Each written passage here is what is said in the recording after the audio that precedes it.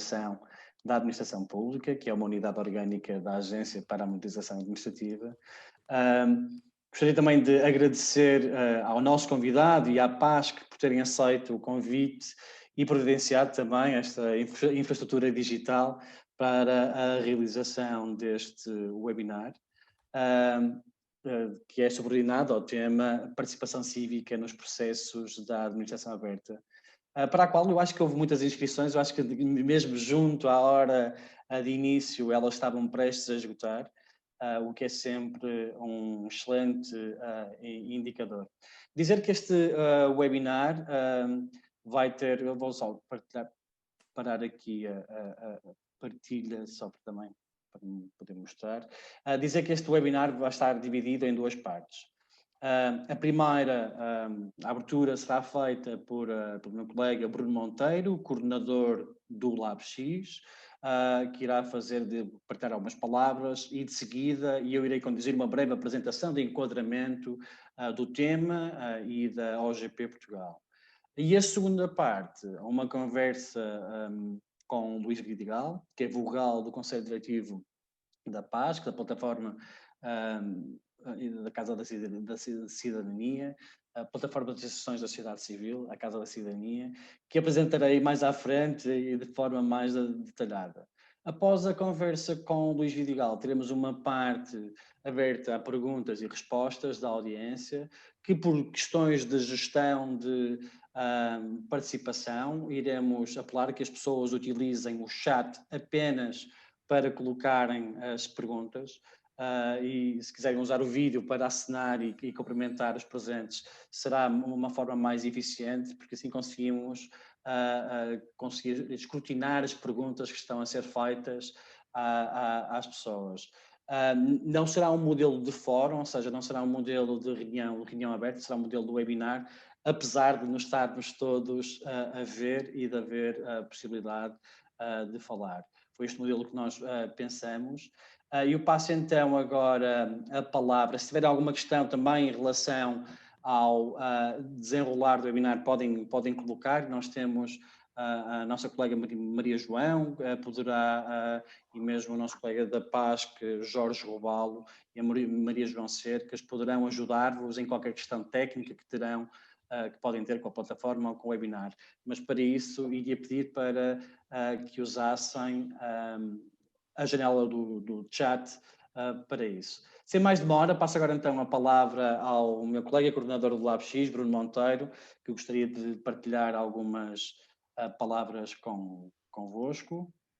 Bruno? Bem, boa tarde a todas e a todos. Antes de mais, muito obrigado por terem aceitado o repto que o Laboratório de Experimentação da Administração Pública, em colaboração com os colegas da Rede Nacional de Administração Aberta, lançam à sociedade civil em Portugal, para se criar aqui um momento que nós esperemos que seja numa cadeia de momentos com cada vez mais tração, idealmente, de promoção do debate em torno do Plano Nacional de Administração Aberta em Portugal.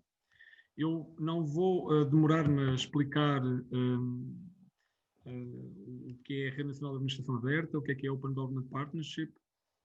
Não vou falar sequer do primeiro Plano Nacional de Ação. Isso são questões por duas razões. Uma, primeiro, porque o Daniel vai fazer essa introdução, que ele já prometeu, e por outro lado, porque estou certo que entre a nossa audiência temos muita gente que saberá tanto ou mais do que as palavras que eu poderia agora aqui transmitir. Queria apenas dar 4 notas muito rápidas e prometo demorar um par de minutos apenas.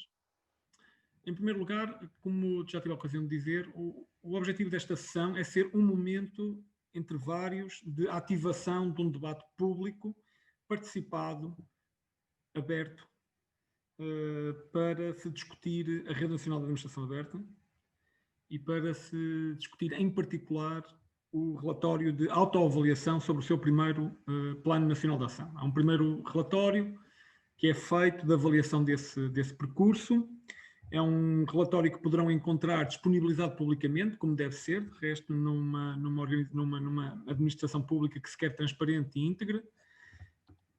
Eu poderia apenas resumir o meu objetivo dizendo comentem-no, critiquem-no, acrescentem a informação e façam as questões que vos parecer mais adequadas. A única forma do Estado conseguir responder de maneira cada vez mais elevada às exigências que os cidadãos e bem colocam sobre ele é o de gradualmente irmos criando estes estímulos que provêm da sociedade civil. É absolutamente crítica e, portanto, deixava aqui desde já um apelo a que olhem desde logo para este relatório de autoavaliação, que olhem para toda a atividade, obviamente, da Rede Nacional de Administração Aberta, que junta, como sabem, organizações da sociedade civil e entidades públicas, mas que promovam esse debate e assumam um papel ativo. Certamente não estou a dizer nada que não façam habitualmente, em todo caso, se puderem canalizar as vossas energias para este processo, seria extremamente importante termos um processo participado, inclusive e, como eu já disse, o mais aberto possível. Em segundo lugar, este é um espaço de amplificação da voz da cidadania. Muitos de vós, não só enquanto cidadãos a título individual, mas enquanto membros de organizações, têm certamente um papel muito ativo na animação da nossa sociedade civil. Uma animação tão mais importante quando vivemos uma fase de especiais desafios no nosso país, não é? No mundo inteiro, mas no nosso país também. E a pandemia não significa claramente, pelo contrário, que as necessidades de uma intervenção cívica forte e de respostas públicas à altura tenha desaparecido. Pelo contrário, é mais urgente do que nunca, é mais relevante do que nunca. E eu gostaria que a Rede Nacional de Administração Aberta e os seus planos de ação fossem parte desse círculo virtuoso entre sociedade civil, exigências da sociedade civil, respostas do poder público. Em terceiro lugar, é importante destacar que esta sessão só é possível não apenas por causa da iniciativa da AMA ou de uma ou outra organização pública, mas só é possível porque a Rede Nacional de Administração Aberta conseguiu conseguiu harmonizar um modo de trabalho crítico, mas um modo de trabalho também apontado à produção de resultados e não apenas a uma discussão de convicções.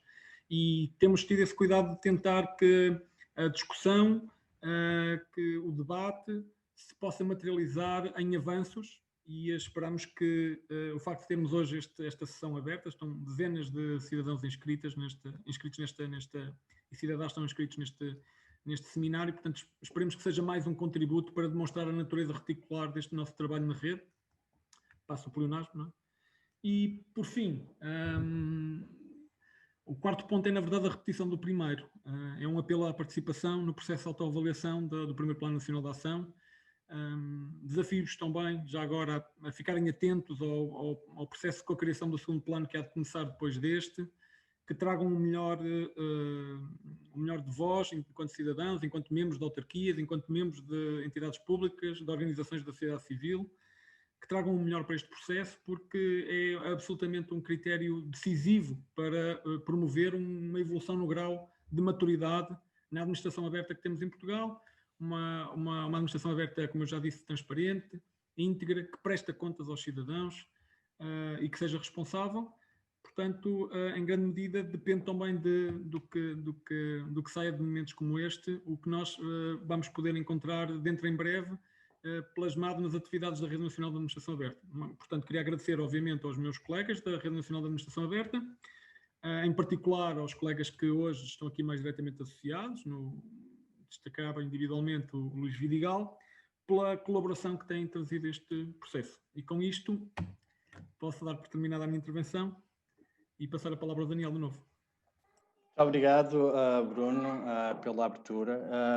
Conforme tinha dito, eu vou partilhar o meu ecrã para vos mostrar uma pequena apresentação de enquadramento para este webinar. Eu creio que agora já estará a partilhar. Dizer-vos também, como nota, apenas que esta sessão está a ser gravada e que ao participar está a dar-nos o seu consentimento para a captura de imagem, voz e textos. Esta gravação será publicada no site da OGP Notícias. Houve pessoas que se deram nota do seu interesse em participar nesta sessão, mas por questões de agenda não podiam, e é uma forma também de manter os princípios da transparência pelo qual se rege a OGP Portugal e publicando depois o vídeo para que esteja disponível para todos. A OGP é o acrónimo de Open Government Partnership, que foi criada em 2011 por 8 países. Criaram uma parceria para promover uma administração pública que fosse mais acessível, responsável e reativa e também inclusiva para os cidadãos. O objetivo maior que a OGP e os seus membros se propõem é melhorar a relação Estado-cidadão. E para isso, desenvolveram uma declaração para a administração aberta assente em 4 princípios. O primeiro, promover a transparência. O segundo, dar mais poder aos cidadãos através da participação cívica, nomeadamente. 3, combater a corrupção. E 4, utilizar as novas tecnologias para potenciar a relação Estado-cidadão. A OGP em Portugal é coordenada pela AMA, pela Agência para a Modernização Administrativa, e também promove a abertura da administração pública ao cidadão e às organizações da sociedade civil, através da concretização e da materialização de medidas muito específicas, assentes e inscritas em planos de ação nacional.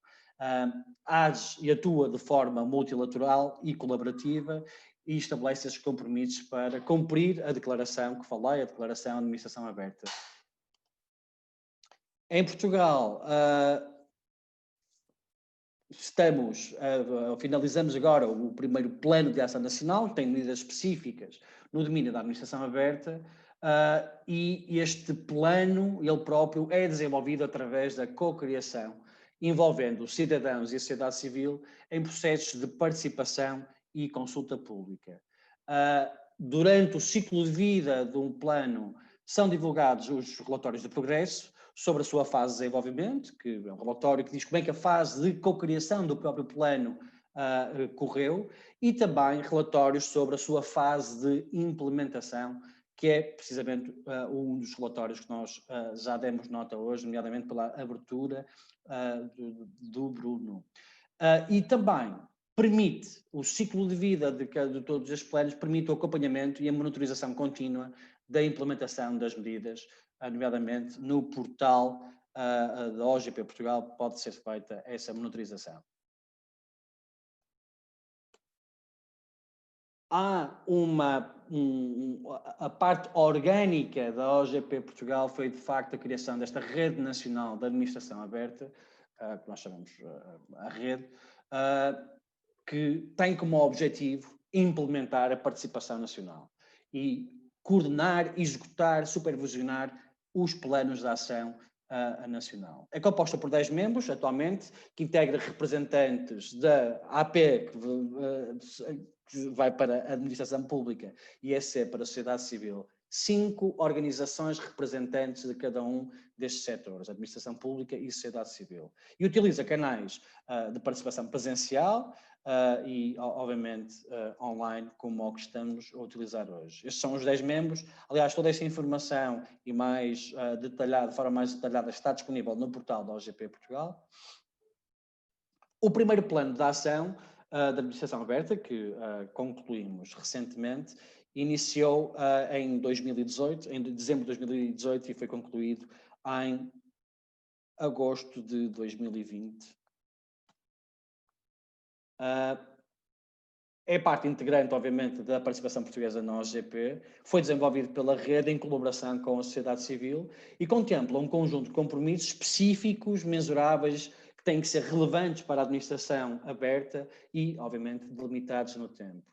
O objetivo é promover a transparência, a prestação de contas e a participação pública. Apenas uma visão geral das taxas de conclusão por compromisso e o nome dos compromissos. Não me vou alongar muito nesta parte porque terão no portal e no próprio relatório informação muito substancial sobre cada um destes domínios e cada um destes compromissos. Mas dizer que o desempenho geral e a conclusão global foi de 67%, o que é francamente positiva para um primeiro plano de ação. E se quiserem, obviamente, saber mais informações, estarão no OGP, neste site, ogp.eportugal.gov.pt. O processo de consulta pública, a autoavaliação do primeiro plano de ação nacional, está a decorrer neste momento. Se vocês acederem a este link ou diretamente no portal, se é um link mais mnemónico, pode ser consultado o relatório de autoavaliação através deste link e também do portal.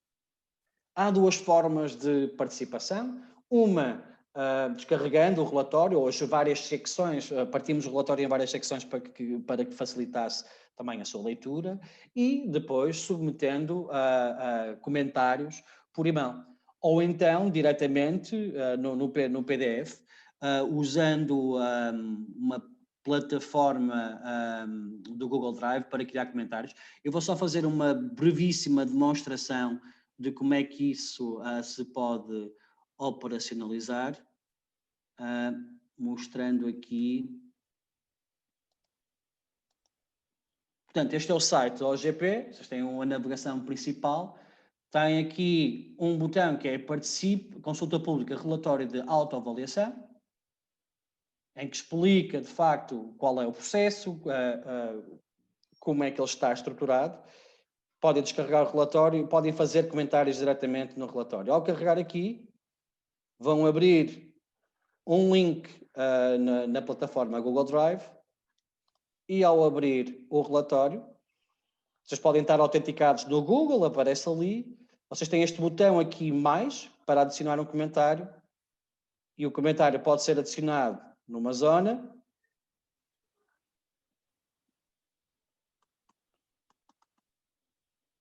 ou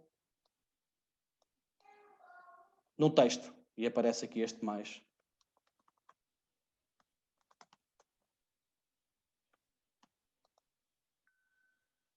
Basicamente, é uma maneira simples, mas temos esses dois canais disponíveis para poder fazer.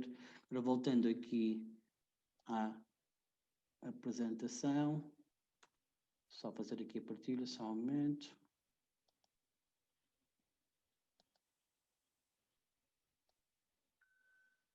Voltando à apresentação. Pronto, há essas duas formas de participar. A consulta pública requer vossa análise crítica aos conteúdos do relatório e que façam constatações e as partilhem. Todas as contribuições são analisadas e respondidas individualmente, não é? Sendo depois comunicado e integrado no relatório final quais os comentários que foram feitos e a resposta que tiveram. E também a forma como eles serão integrados, se for o caso, no próprio relatório. A consulta pública, de acordo com os padrões da OGP, exige que a consulta pública esteja disponível durante 2 semanas. Ela iniciou-se recentemente, estará disponível até 29 de outubro e em novembro prevê-se que o relatório seja publicado na sua versão final. No contexto da OGP, a participação cívica envolve a criação não só a criação de consultas públicas, mas também a divulgação dos vários momentos do ciclo de vida dos planos da ação nacional. E é de importância capital, é muito importante que nós tenhamos organizações da sociedade civil, mas também cidadãos mobilizados, que possam integrar de maneira efetiva os processos de cocriação, da monitorização dos planos, de avaliação dos planos e também da autoavaliação da implementação dos planos. Há todos estes momentos em que a participação cívica é não só recomendada, mas também muito bem-vinda. Sem mais demoras, eu gostaria então, provavelmente grande parte da audiência já conhece muito bem o Luís Vidigal. O Luís Vidigal é vogal da direção da Casa da Cidadania, da PASC, tem mais de 40 anos de experiência de modernização administrativa, tecnologia de informação, e-governance e governança de TI. Já participou em inúmeras conferências. É uma pessoa muito apaixonada por estas matérias e por isso aceitou o convite que lhe fizemos para vir falar de participação cívica neste contexto. Luís Vidigal, que é aqui a parte da PASC, obviamente, que os objetivos da PASC então, da mobilização de cidadãos e é aliás, membro da rede e é das organizações mais bem posicionadas para falar também desta matéria, pois um dos objetivos é a mobilização dos cidadãos para o exercício de uma cidadania ativa e responsável, pode contribuir para o desenvolvimento da democracia participativa, fomentar a multicolorialidade e dinamizar a capacidade de intervenção dos cidadãos e das organizações não governamentais que são suas associadas. Sem mais demora, eu gostaria de dar as boas-vindas ao Luís. Olá, Luís, acho que o seu microfone está aberto já? Está aberto, sim senhor, estão-me a ouvir? Muito bem, muito bem. Luís. Eu queria compartilhar a tela, portanto... Sim, sim. Ok. Muito bem. Pronto, antes de mais nada, obrigado por esta oportunidade e boa tarde a todos. No fundo, partilhar, porque no fundo é isso que se trata, de partilharmos e co-criarmos, portanto é a palavra que vai estar aqui muito presente hoje durante a tarde. Antes de mais nada eu gostava e vocês vão perceber depois as razões porque é que eu ponho este disclaimer, como é que eu posso dizer em português, esta nota de que realmente esta apresentação é da minha exclusiva responsabilidade, não é? Portanto não compromete em nada as associações que compõem a PASC, que neste momento são cerca de 60, são, umas são efetivas, outras são ainda, estão em fase ainda de aprovação ou observadoras, mas portanto isto é um processo muito dinâmico, mas era só para vocês perceberem, portanto, e agora vou aqui usar até algo que depois vou apresentar aqui à frente, que é inspirado em muitas orientações do próprio OGP, é que realmente é preciso primeiro conhecer as realidades, portanto, as percepções, e nós que estamos muito lá da sociedade civil, temos essa visão, portanto, contactamos muito com visões e percepções até pessoas que têm contactos com os organismos públicos e com isso formulam a sua opinião. Portanto, a questão é depois como agir em função dessas percepções e dessas visões. O que nós estamos habituados, e agora particularmente com a questão das redes sociais, é a generalização. Portanto, a ideia de que todos os funcionários públicos são preguiçosos, de que todos os políticos são corruptos, que pede-se a demissão de toda a classe política, portanto, e nós conhecemos aí imensos locais onde estas coisas são propagadas, não é? Porque toda a gente diz, aquela ideia de que toda a gente diz que os funcionários públicos, por exemplo, são preguiçosos e que os políticos são todos corruptos. Pronto, uma constatação que isto foi um relatório da OCDE sobre a percepção que existe sobre a questão do envolvimento cívico dos vários países. Portugal está entre os 36 países, é um dos países com mais baixa taxa de participação cívica, de envolvimento cívico, e portanto é uma coisa que nos preocupa muito enquanto associação. Portanto, o problema não é um problema entre o setor público e a sociedade civil, entre o governo e cidadãos em geral. O problema é que as concorrências existem entre partidos, entre religiões, entre organizações de interesses, entre ministérios, e poderemos falar depois um pouco sobre isso. Nós vivemos isso dentro da própria rede, que entre os ministérios não há a colaboração que deveria existir e as coisas não andam mais depressa exatamente porque os ministérios estão mais focados em si próprios do que propriamente nas necessidades das pessoas e das empresas. Há também conflitos entre gerações, há conflitos entre setores e depois há uma quantidade de tribos com visões associativas, eu chamo-lhe tribos, porque são tribos económicas, societais, ambientais, jurídicas, tecnológicas, etc. E, portanto, todas estas tribos acabam por não ter alguma dificuldade em ter uma convergência de pensamentos. Mas o mundo é assim e a realidade é essa e é com ela que nós temos que viver. Portanto, existem sectarismos, demagogia, fundamentalismo e populismos, e a única forma de ultrapassar isto é aprofundar e alargar e ouvir o contraditório, sempre ouvir o contraditório. Portanto, nós temos como referenciais 4 grandes documentos: a Declaração do Estado dos Direitos do Homem, os direitos fundamentais dos cidadãos europeus, a Constituição da República Portuguesa e os Objetivos do Desenvolvimento Sustentável das Nações Unidas. Portanto, os grandes valores da PASC são a liberdade, a igualdade, a democracia e o Estado de Direito. Pronto, o associativismo move-se muito por 3 grandes pilares, personalidades, ou porque há umas pessoas muito importantes e que nós nos gostamos de desassociar a elas, não é? E nós temos algumas associações dentro da PASC que foram mobilizadas um pouco por aí, não é? Temos associações de interesses e temos associações de causas. Nós, essencialmente, queremos promover as associações, as associações que se mobilizam para causas. E esta causa da administração aberta é uma causa para a PASC, de facto. De tornar a administração pública muito mais transparente, muito mais participativa e, portanto, no fundo, passar de aquilo que eu chamo do government para o governance. Portanto, uma governação partilhada com a sociedade.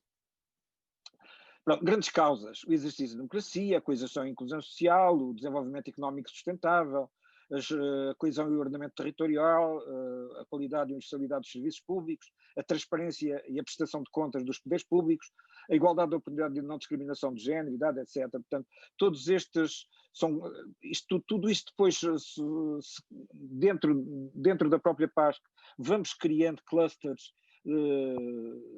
porque acabamos de dividir também por grandes áreas de interesse, e são esses clusters que acabam por também dinamizar algumas ações. Temos uma visão que, no fundo, é dar a voz à sociedade civil para promoção e defesa das causas da cidadania ativa, observando, intervindo e desenvolvimento. Sobretudo intervindo no presente, sempre antecipando o futuro. Desconstruindo temas e causas, aprofundando-as nas várias dimensões, promovendo a sinergia entre as várias tribos, não é? Atuando no presente e olhando sempre para o futuro. Portanto, nós não temos limitações de tempo, não estamos constrangidos com legislaturas, não estamos constrangidos com territórios, com ministérios, com áreas. Portanto, nós temos um pensamento livre do tempo e do espaço, como eu costumo dizer. Portanto, sabemos que há perspectivas diferentes entre a sociedade civil e o Estado, entre as próprias associações, há perspectivas diferentes, depende do olhar às vezes que temos sobre as coisas. Portanto, vemos muitas vezes o problema, mas a questão é de facto... Agora isto, que é o problema são as soluções, porque muitas vezes nós não conseguimos tomar posições, digamos, concertadas entre todas as associações, o que é normal, digamos, porque algumas delas também são contraditórias. Mas temos esta liberdade e isto visualiza-se um pouco como é que nós pensamos, portanto, alargamos, enquanto o poder político está aprisionado no tempo e no espaço, portanto, nas suas legislaturas e no seu espaço, dos seus ministérios, etc. As próprias administrações públicas que podiam ter uma visão mais alargada do tempo e do espaço, mas infelizmente acabam por ser capturadas pelos próprios organismos e pelos próprios ministérios. Nós vivemos isso na própria rede e, portanto, tentamos denunciar isso. Eu, particularmente, porque também já estive dentro da administração pública, conheço o Estado muito bem por dentro e os sistemas de informação do Estado e, portanto, neste momento é um privilégio também olhar de fora todos estes temas. Portanto, só que estas coisas já não vou aqui, isto depois fica, mas a palavra não prejudicação, o que é prejudicial é não se colher a informação pelas palavras antes de avançar para a ação. O Estado é administrado no interesse do povo e não... Isto dizia-se no século V antes de Cristo, por Péricles. Portanto, duas questões. A cidadania, antes de mais nada, é duas coisas. Recusar a indiferença. Nós não podemos ser indiferentes às coisas. Portanto, temos de estar permanentemente atentos e aceitar a imperfeição. O que é que eu quero dizer com isto? Nós não podemos ser radicais ao ponto de dizer, pronto, que como se tivesse tudo feito. Sobretudo, há uns que se acomodam, é a história do copo meio cheio, não é? O copo meio cheio leva-nos a que está sempre muito por fazer, e então com as tecnologias leva-nos a ver o copo sempre, cada vez, se calhar, com mais por fazer, não é? As atitudes, pronto, podemos ser passivos, como podemos ser agressivos, mas o que nós propomos é que sejamos assertivos, não é? Para que realmente as coisas resultem Pronto, nós temos hoje um grande inimigo da cidadania, de facto. Se é um excelente instrumento, mas são as bolhas sociais que se criam dentro das redes sociais, em que alguns falam entre si próprios e, portanto, não são permeáveis a ouvir os outros.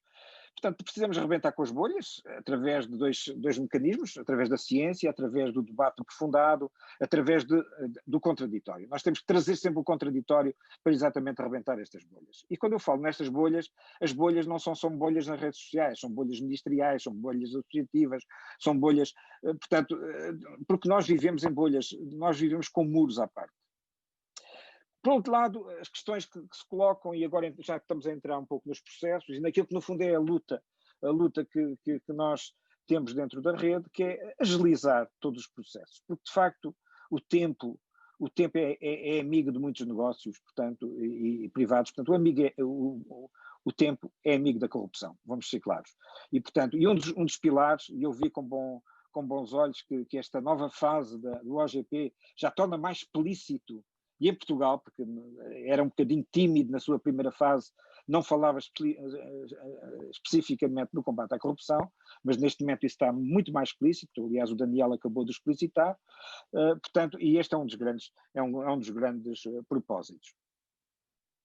Portanto, e o papel das tecnologias neste combate, nomeadamente na consciencialização pública, portanto, no reporte, na transparência, os sistemas têm que começar a ser cada vez mais transparentes by design, isto é, na sua própria concepção, eles têm que ser escrutináveis, não é? Portanto, tivemos agora, e houve uma das associações da PASC, aliás, uma das associações, a associação que eu represento na PASC, a PASC não é uma associação de pessoas, eu quero salientar isto, é uma associação de associações, eu represento a APDSI e ainda acabou de fazer um conjunto de recomendações relativamente ao Stay Away Covid, e é o exemplo, não é? Portanto, mas existem muitas aplicações, e eu quando estava dentro da administração pública, nomeadamente na autoridade tributária, na administração tributária, nós fomos testemunhas de grande superação destes riscos de corrupção, tornando as aplicações mais transparentes. A conformidade com as regras também é outra questão, não é? Eu costumo dizer que as verdadeiras regras são algoritmos e, portanto, o trazer as tecnologias para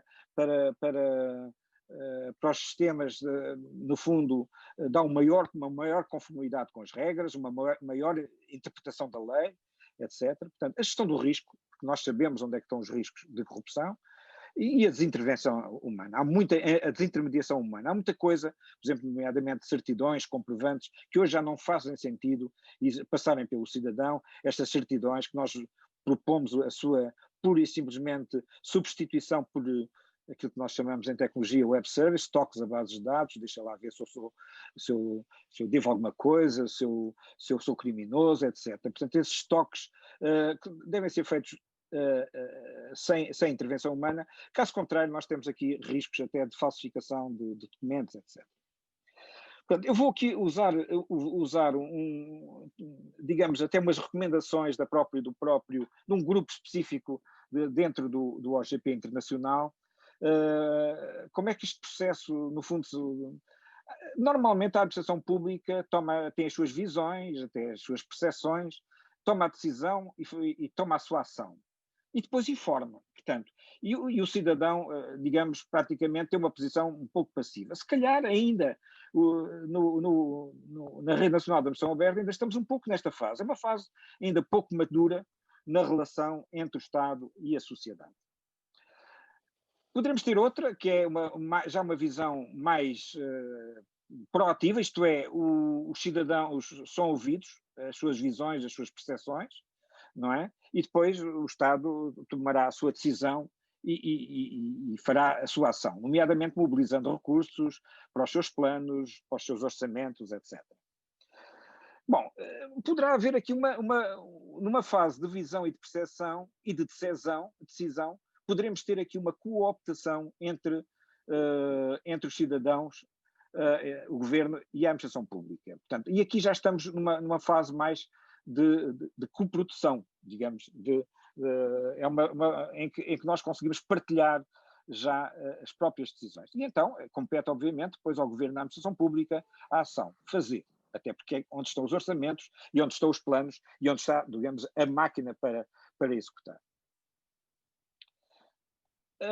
Pronto, nós poderíamos até ter uma colaboração integral entre as visões, aqui ainda está em inglês, desculpem, mas as visões, as decisões e a ação.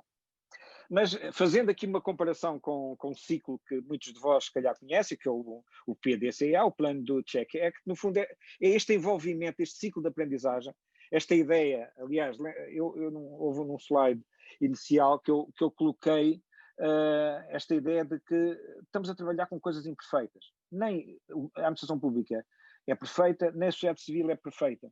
Nós estamos num processo permanente de aprendizagem e esta rede, a rede sabe que eu sou das pessoas mais ativas, mais interventivas, mais irrequietas, mais insatisfeitas, porque a insatisfação para mim é uma forma de vida. Se eu não estivesse insatisfeito eu não consigo mudar nada. Mas é este ciclo de insatisfação à ação e, portanto, que nos leva realmente a melhorar as coisas e permanentemente a encher o copo, o tal copo meio cheio que nós vamos tendo à nossa frente. Pronto, a deliberação é sempre um diálogo entre regras muito explícitas e menos explícitas. Nós, numa determinada fase, poderemos ter um diálogo mais aberto e pouco estruturado, e noutras fases poderemos ter análises mais estruturadas e com regras, e, portanto, e é para isso que os organismos públicos, sobretudo, que são órgãos muito sujeitos a regras e portanto, e que contrastam muito com a sociedade civil, que tem um diálogo muito mais aberto, mas é desta aproximação entre o diálogo e a análise que resulta. Os próprios, esta ideia de termos uma narrativa livre, ou depois termos que no fundo resulta da nossa experiência vivida, que nós vamos a um organismo, tivemos uma má experiência, mas foi a minha experiência, não foi a experiência de todos. Pronto, temos que depois ver se aquilo é generalizável, se não é generalizável, portanto, e aí é para isso que existem os factos e a informação, e é para isso que existe a análise, e é para isso que existem organismos como a Agência para a Moderação Administrativa, que é exatamente dar sequência a estas várias narrativas menos estruturadas e se calhar com regras menos explícitas, mas que é claramente parte das regras vividas, não é? Portanto, eu tinha aqui algumas dimensões. Este é um tema, esta questão da colaboração é um tema que me apaixona particularmente, até em termos de investigação, e eu tinha aqui algumas dimensões. Depois, eventualmente, esta apresentação poderá ser partilhada quer no site do OGP, quer também no site da PASC, Casa da Cidadania, e, portanto, pronto. E ficaria por aqui, e daria, e agora iríamos para o debate, que eu acho que é o mais importante, e sobretudo daria a moderação aqui ao... Muito bem. Já parei. Pronto. Muito obrigado, Luís. Espero que tenha sido explícito. Sim, é sempre muito gosto, é quase escolástico ouvi-lo e aprender consigo. Traz sempre muito conhecimento empírico sobre as matérias que aborda. Abordou aí alguns temas. Eu ressalvava apenas uma nota para que os participantes estejam à vontade para colocar perguntas, tanto à rede, aos representantes da rede, neste caso a AMA, como ao Luís Vidigal e à PASC, via chat. Nós trazemos algumas perguntas na nossa algibeira, até porque o Luís tocou em alguns temas que são muito caros para o âmbito de ação da Rede Nacional de Administração Aberta e da OGP em Portugal. Que existe, e o Luís falou disso, existe a percepção que a intervenção dos cidadãos, e muito em particular em Portugal, a participação cívica, fica aquém daquilo que poderia ser. Em parte porque o cidadão não tem a percepção que a sua participação tem pouca influência na tomada de decisões por parte do Estado. Será que nós, com estes processos de consulta pública, poderão estes processos de consulta pública nos planos da Ação Nacional da Administração Aberta tornarem-se espaços privilegiados para amplificar a voz do cidadão, mobilizando a sociedade civil, a agir através dessa cocriação em matérias de administração pública? Eu concordo plenamente que isto são os espaços ideais, são aqui, quer dizer, é um deles, mas há muitos outros, não é? Eu falei há bocado na transparência by design e do escrutínio by design que os sistemas têm que ter, quer dizer, é que não basta criarmos aqui uma válvula de escape, que isto poderá ser uma válvula de escape para a cidadania, tudo bem, nós aqui desabafamos, como são as redes sociais, são sítios onde nós desabafamos e parece que ficamos muito contentes com esse desabafo. Não basta, eu acho que isto é um espaço estruturado, volta à questão da análise estruturada, isto é um espaço estruturado e acho que isso é um esforço que nós devemos aplaudir o mais possível, não é? Mas isto também tem que começar também muito na informação, por exemplo, na simples informação, e na partilha e no escrutínio dos vários sistemas. É evidente que nós temos portais do cidadão, temos serviços de atendimento, etc. Mas há muito trabalho a fazer aí, muito trabalho a fazer aí. Sobretudo, nós temos, na administração pública portuguesa, dou um exemplo que eu gosto, que é o portal base. O portal base foi das coisas, curiosamente, o OGP Internacional nem conhecia muito bem o nosso portal base, é das coisas boas que Portugal tem, até porque nós conseguimos ver a questão das compras públicas, as justificações diretas, tudo isso. Agora, o portal base está praticamente como ele nasceu, e eu lembro uma coisa, o portal base foi uma iniciativa da sociedade civil, portanto, de um grupo de open source, e que ofereceu, digamos, ao próprio Estado. Mas há muito trabalho a fazer com o portal base, dando-lhe mais transparência, mais mecanismos de navegação. Portanto, é nos sistemas que nós temos que começar a atuar, dando-lhe mais... Outro exemplo, que é um exemplo que nós na rede vivemos muito, que é o exemplo dos impostos. E eu que passei também por essa área, era já a minha luta lá dentro, mas agora é cá fora. Nós não podemos ter, digamos, os termos jurídicos explícitos em sites dos impostos, não podemos invocar lei sem explicar, sem ter essa... Há um trabalho imenso a fazer sobre abertura, sobre no fundo, traduzindo, no fundo, para a linguagem corrente todas as regras e procedimentos do Estado, é fundamental, é um esforço enorme. Eu sei que é uma coisa que os juristas não gostam muito, porque gostam de expor a lei tal e qual, que é para não ter interpretações, não é? Dúbias. Não, mas o problema é que nós precisamos, a cidadania, nós não precisamos de intermediários, temos que ser diretos na intervenção com o Estado, não é? Não precisamos ir consultar um advogado para nos ler uma carta que acabou de nos chegar, não é? Naqueles termos que ninguém entende, não é? Portanto, esta transparência é absolutamente fundamental. Muito bem. Dizer que, por exemplo, um dos sítios onde tem mais linguagem técnica de jurista, o Diário da República Eletrónico, já tem alguns decretos de leis e alguns dos artigos com um tradutor para a linguagem clara, mas totalmente de acordo que esse é um caminho que terá que se fazer.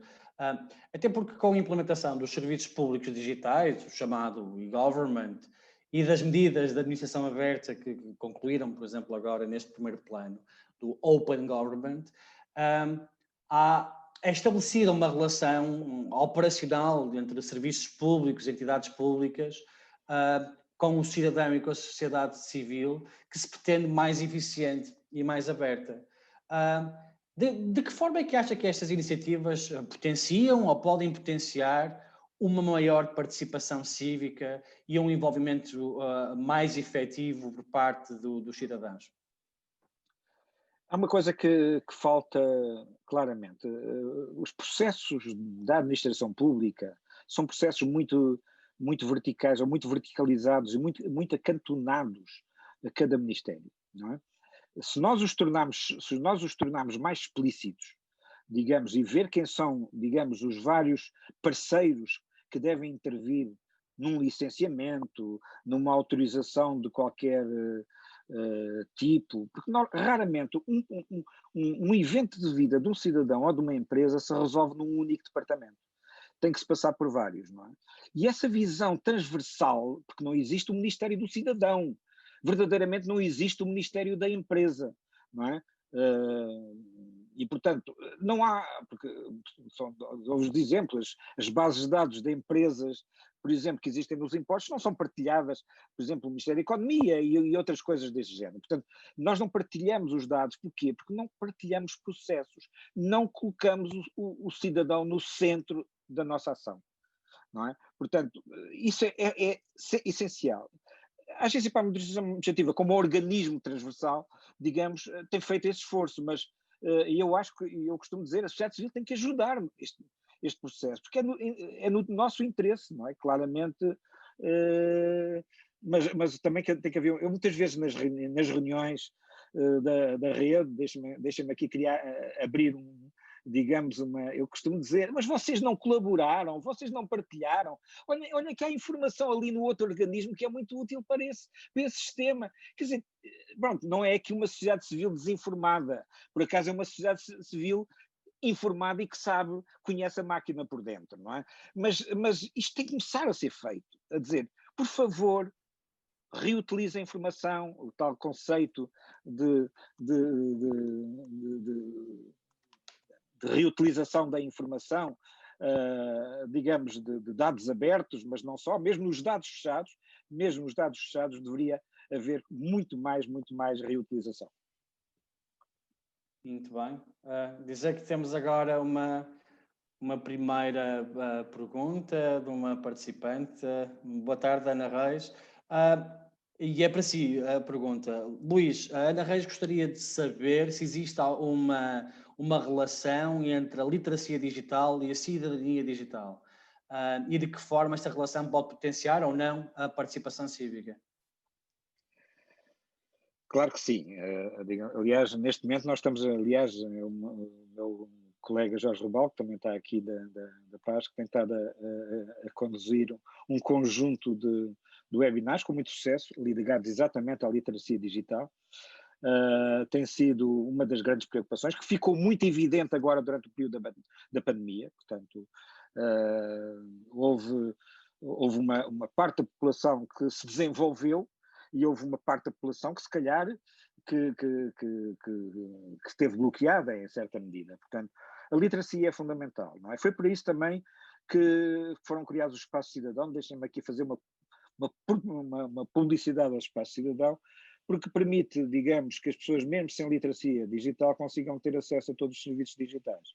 Até porque a administração pública portuguesa tem um problema, tem excelentes serviços, até tem muitos serviços digitais, mas tem uma baixíssima utilização. Aliás, os índices das Nações Unidas refletem isso, e nós este ano baixamos algumas posições no ranking do e-government das Nações Unidas, no ranking 2020, e deve-se exatamente a isso. E, portanto, nós temos que estar com muita atenção. E obviamente que a literacia é uma das questões. Há muitas razões para a exclusão, mas a iliteracia, a pobreza, portanto, muitas coisas de que Portugal, obviamente, não está nos topos dos rankings. Não? Muito bem. Esta talvez seja uma pergunta também para o Luís e para a Ama, da Alexandra Ataíde, que faz parte do Laboratório Cívico recém-nascido em Aveiro, o Cidadania Lab. Bem-vinda, Alexandra. E pergunta de que forma que a AMA e a PASC estão a criar pontes de colaboração com laboratórios cívicos em Portugal. Luís, quer responder primeiro? Pois, isso é uma... Excelente. Eu acho que é mais uma provocação que uma pergunta, mas Não. Obviamente não estamos a fazer. Não estamos a fazer e devíamos estar a fazer. Aliás, é a tal coprodução que devia estar a acontecer. Aliás, na última reunião da rede, eu disse, bom, não nos deem à PASC coisas para fazer. Não é? Fazer no sentido, olha, desenvolvam a aplicação, executar, desenvolvam o sistema. Nós não temos que executar. Até porque não temos nem orçamento nem para isso, não é? Portanto, não é o nosso papel. Agora, nós podemos coproduzir dentro daquele princípio do plano do Check Act, dentro do PDCA. Portanto, nós podemos perfeitamente envolver-nos, não é? Nesse desenvolvimento. portanto, experimentando, testando, nós podemos fazê-lo e mobilizar, inclusivamente, cidadãos, várias associações para esse efeito. Temos total disponibilidade. Nós fizemos isso, aliás, dou-vos um exemplo, neste plano que agora terminou, o que nos estava a ser, encomendado era a divulgação, no fundo, o nosso compromisso era a divulgação do OGP. Bom, divulgar o OGP, eu costumo dizer, bom, se nos derem dinheiro para fazer uma campanha publicitária, nós fazemos, não tem problema, mas não é propriamente o nosso papel. Tudo bem, nós divulgamos, até temos no site bastante informação. Agora, esse não é propriamente o nosso papel. O nosso papel é, sobretudo, intervir daquela maneira que eu vos disse, não? Portanto, co-criando, digamos, e mantendo a nossa independência enquanto representantes da sociedade civil. Muito bem. Bem, da parte, dizer que a AMA e a PASC fazem parte de uma rede que está agora, finalizou agora o primeiro plano de ação e que irá iniciar o segundo, e que são momentos como este, eu acho que é uma pequena evidência já, Alexandra, que estamos a envolver não só organizações da sociedade civil, mas também fazer um esforço para envolver cidadãos. Haverá muito em breve mais iniciativas de participação, de envolvimento até mais estruturado. Há essa abertura.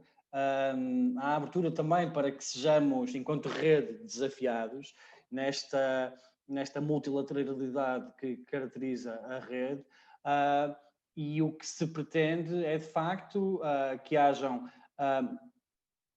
na execução dos planos de ação, membros que podem assumir, e parceiros que podem assumir diversos papéis. E como o Luís estava a dizer, nem todos têm que ser coordenadores, nem todos têm que ser executantes, porque nem todos têm os recursos ou o perfil para o fazer.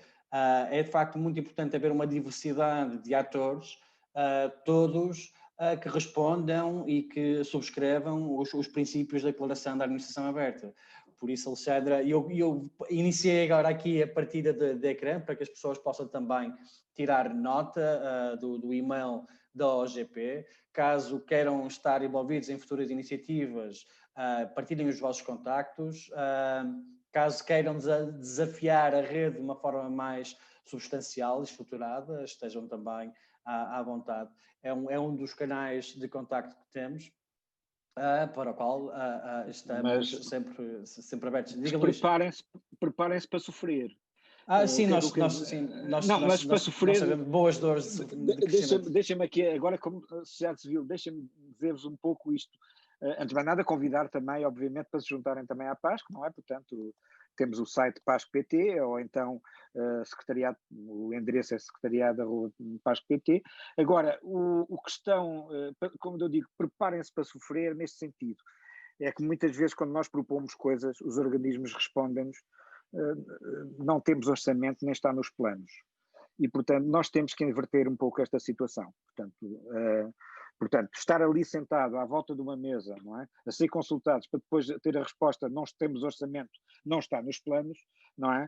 E isso não é o papel da sociedade civil. A sociedade civil tem que ser co-produtora, efetivamente, e tem que ter retorno, no fundo, das suas existências, não é? Portanto, nós, por exemplo, quando foi do primeiro plano, fizemos uma consulta alargada a todas as associações, tivemos propostas e elas não foram aceitas. Portanto, isto são coisas que, por isso é que eu digo, vamos ter que melhorar agora no segundo plano e melhorar bastante. O primeiro foi uma experiência, não é? Claramente, ainda estávamos todos muito imberbes, não é? Nesta questão, e o governo já tinha muita coisa em andamento, nomeadamente no âmbito do Simplex, etc., não é? Que achavam que tudo aquilo já estava a ser feito, o tal copo, no fundo, o copo cheio, não é? Mas nós estávamos a ver o copo meio cheio, queríamos enchê-lo mais, quer dizer, a insatisfação é uma característica da sociedade civil. Portanto, por isso eu digo, quem está a assistir e que são ativistas sociais, preparem-se para sofrer, mas nós também temos que aceitar que nem a administração pública é perfeita, nem a sociedade civil é perfeita. Eu volto àqueles primeiros slides que apresentei. Não é? É um processo de aprendizagem. bem. Eu se calhar também fui muito radical em determinados momentos, não é? Irritei-me muito e portanto, como dizia a ministra da Presidência, me dizia, por favor, não me dê mais trabalho, não é? Portanto, quando ela me vê, ela não me dê mais trabalho. Portanto, mas isto é o papel da sociedade civil, é pedir, é exigir, esse é o papel. Então temos que perceber esta dualidade. Muito bem, e é um momento também, se me é permitido dizer, em que a sociedade civil e o Estado, através das entidades da administração pública, é um momento de encontro e é um momento de negociação em que ambas as partes se encontram não no ponto de partida, mas num ponto intermédio onde se procuram benefícios mútuos. Ficamos então a aguardar o seu e-mail, Alexandra. Muito obrigado. Temos outra pergunta da Maria Monteiro. Se me permitem, nós vamos acabar a sessão uns minutinhos mais tarde, começamos também mais tarde. Se estiverem todos de acordo, vamos acabá-la às 19h05, que foi quando começamos a sessão, aqueles 5 minutos de entrada, só para também termos aqui tempo para responder a estas duas perguntas que surgem. Maria Monteiro, boa tarde, Maria Monteiro. Diz, as empresas precisam de informação dos cidadãos, não a usam ou usam? Qual é o ponto de situação? E a academia precisa tanto de informação para teses e investigações? Qual a utilização da academia? Eu creio que isto terá a ver com dados abertos, Maria Monteiro, que é também, nós temos na rede o Conselho de Reitores das Universidades Portuguesas. Muitas vezes, por razões variadas, nem sempre a academia tem estado disponível, muitas vezes por falta de recursos, sempre que é solicitado pela sociedade civil. Mas a questão dos dados abertos é uma questão que está em cima da mesa e alguns dos compromissos, se a Maria Monteiro teve a oportunidade de ver, posicionam-se exatamente nesse tema, no tema de tornar o acesso à informação mais fácil, mais inclusivo e fundamentalmente mais aberto. Por isso, se tiver sugestões mais estruturadas a nível de como isso se poderia processar ou que objetivos gostaria de ver, quando nós iniciarmos a fase de cocriação do segundo plano e das consultas públicas, convidamo-la a participar e a trazer essa que parece ser a sua área de interesse. Eu não sei se o Luís gostaria de completar. Não, eu quero dar um contraponto. Eu sou um grande adepto, também aqui eu também, sou um já adepto, agora, a título pessoal, sou um adepto dos dados abertos e, portanto, nomeadamente do portal que a AMA criou para esse efeito.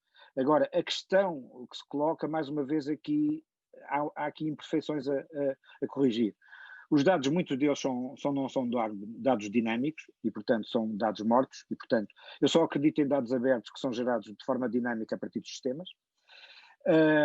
E, infelizmente, os dados muitas vezes são fornecidos ao portal mais para cumprir um ritual do que propriamente, não há aqui uma integração que deveria haver, não é? Portanto, estamos muitas vezes a trabalhar com dados que que já pouco interessam. Outra questão, isto resulta porquê? Porque existem muitos dados, por exemplo, o exemplo fantástico da Câmara Municipal de Lisboa, não é? Tem feito um trabalho fantástico nesta área dos dados abertos, mas acaba por ser o SIL Câmara Municipal de Lisboa. Portanto, nós temos que começar a ter também aqui uma ideia de maior partilha, de maior... porque o problema começa dentro da própria administração pública, já não é só entre a administração pública e as empresas e a academia. É dentro da própria administração pública. A qualidade dos dados tem muito a ver também com a vida, não é, dos próprios dados e obviamente com a partilha que é feita dentro do Estado, não é? Isso é fundamental. Mas muitas vezes os organismos têm medo de mostrar que a informação não está muito atualizada. Não tenham, porque eu costumo dizer que há uma coisa chamada crowd auditing. São os próprios cidadãos que podem auditar a qualidade da informação e o Estado ganha com isso. Portanto, se houver uma atitude de abertura, às vezes dados que podem estar incorretos podem ser melhorados. Portanto, é preciso ter aqui alguma disponibilidade, alguma humildade, pode-se até dizer, perante a sociedade. Nada é perfeito dentro do Estado, não é? Portanto, o Estado não é uma máquina, o Estado são pessoas, não é? É um corpo orgânico e, portanto, não é um corpo mecânico. Muito bem, muito obrigado por completar, Luís. Eu creio que, dada a hora, vamos considerar esta como a última questão. Mais oportunidades virão num futuro muito próximo. Reforçar que o processo de consulta pública ao relatório de autoavaliação do primeiro Plano de Ação Nacional está a decorrer. Contamos com a vossa análise crítica e comentários com sugestões de todo nível que quiserem. Todas as sugestões serão respondidas. Agradeço à PASC, nas pessoas do Jorge Robalo e do Luís Vidigal, por nos terem acolhido digitalmente no Zoom, e a todos os que tiraram do vosso tempo para participarem nesse final de tarde neste webinar. Muito obrigado pelo vosso interesse, pelas vossas perguntas, em nome do LabX e da AMA e da OGP Portugal. Despeço-me com amizade e até breve. Muito obrigado. Se calhar sugeria que todos ligássemos as câmaras e disséssemos adeus, já que o chat não esteve aberto para ser função de chat. Muito obrigado a todos. Tchau, até à próxima. Obrigado. Adeus, obrigado.